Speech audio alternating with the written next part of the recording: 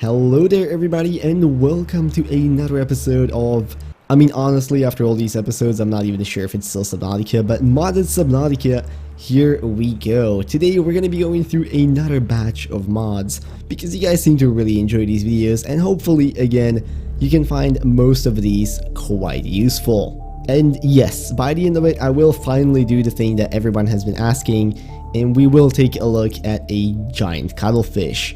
But without any further ado, put on your diving gear, get ready for some real cursed content, and let's play.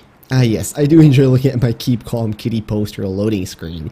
Of course, links to all of these will be down in the description, so if you guys are interested in getting them, that's where you can find them. Now, as I already mentioned, in this episode I want to really focus on mods that are useful. And for that, well, there is one main author of mods on the Nexus website that you can go to. That being the FC Studios.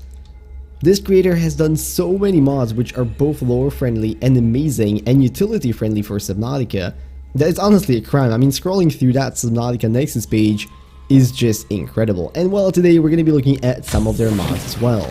Now, as you might be noticing, my base right here is looking a bit different, and that's because most of the mods created by FC Studios are focused on utility items in the game. So let's cover these. First things first, don't you just hate it when you just bring a lot of raw fish and then you have to one by one click on everything for them to cook? Sometimes you go out hunting, you come back with a whole slew of them, and well, you have to do it one by one. But with this mod, you no longer will have to. Introducing the Sea Cooker, which, yeah, it does exactly what you think it does. In go the raw fish, you have to put in fuel, which you can cook using the separate FCS Tech Fabricator, which is a separate mod.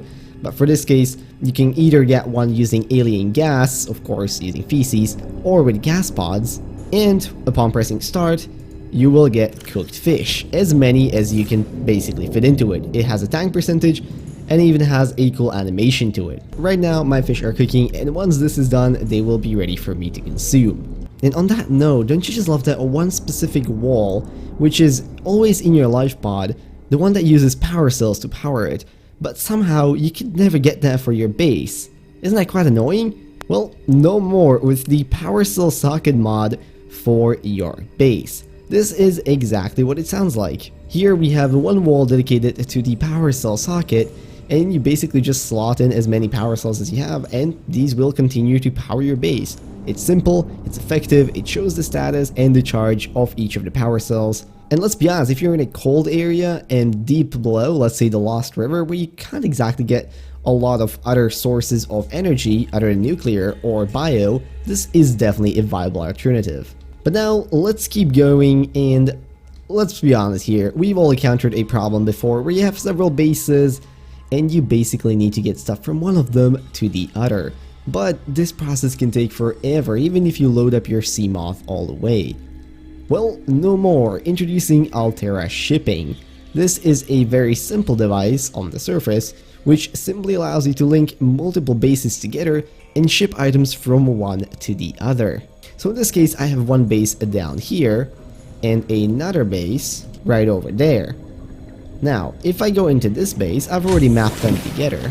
I open the shipping container. Let's say I need to ship just these two floaters for once and the stasis rifle. I can now send the package, and it's going to ask me which base I want to send to. You can link as many as you need, select the base, and it is shipping. And as soon as this is over, as you can see on the top left, our shipment has arrived. So now, traveling to our other base, looks like we have some cargo. There it is, some extra floaters that I shipped in earlier and the stasis rifle. So guys, if you need to be moving stuff in between bases, this is certainly your best choice. And while we're at it, I'm sure you've all noticed the one large pot here which says Quantum Teleport on it. And yes, this is another mod from the same creator which does, well, exactly what you think it does. Here you can ship items, here you can ship yourself. You simply open the door, you select which base you want to go to, in this case my second base, and you teleport. Of course, with these teleporters you can also set up all kinds of colors, you can set up names, so that you can easily distinguish between even 10 bases if you have that many. And here we are, other base emerge out of the dark teleport. So guys, if you're someone who loves having a lot of bases in a lot of different places, and you just want to be able to get in between them quickly, this is definitely a good choice. So guys, this is a whole slew of mods right here that will make your Subnautica life significantly easier and are, in my opinion, mostly quite lore friendly. Remember that we played natural selection, and that one literally allowed for people to be reconstructed and 3D printed again after dying. And that game takes place in the same universe as Subnautica. I don't think a quantum teleport is something that would really be out of Alterra's range. But now the time hath finally come. It is time to see what kind of monster we can create in this game using the enlarging gun. Oh boy, it is growing. It is certainly growing. Yes, this is the last thing you see out in the void before you die. These innocent eyes. Yep, I'm wondering just how long it's going to take. Some reports say this is the last thing you see before death. Death from cuteness. What I didn't realize is that this scales the hitbox as well. So basically at any point now. Whoa!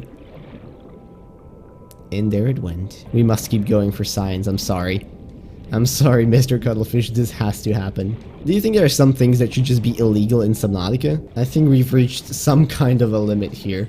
Well guys, I think there you have it. That is another episode of Modded Subnautica. I hope you found some of the mods useful, and I hope that the Omega Cuttlefish is not going to haunt your dreams for too long, because mine it certainly will. So with that, I hope you guys enjoyed this video and have at least some new fun mods to try out in your own playthroughs.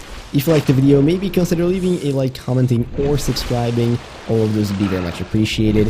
Please leave me alone. Oh my god, no, that's terrifying. Stop. Oh god. Stop. No. It cannot be. I have to go. I have to go, guys. I have to go. I'll see you in whatever next video I make. Bye-bye. Oh god.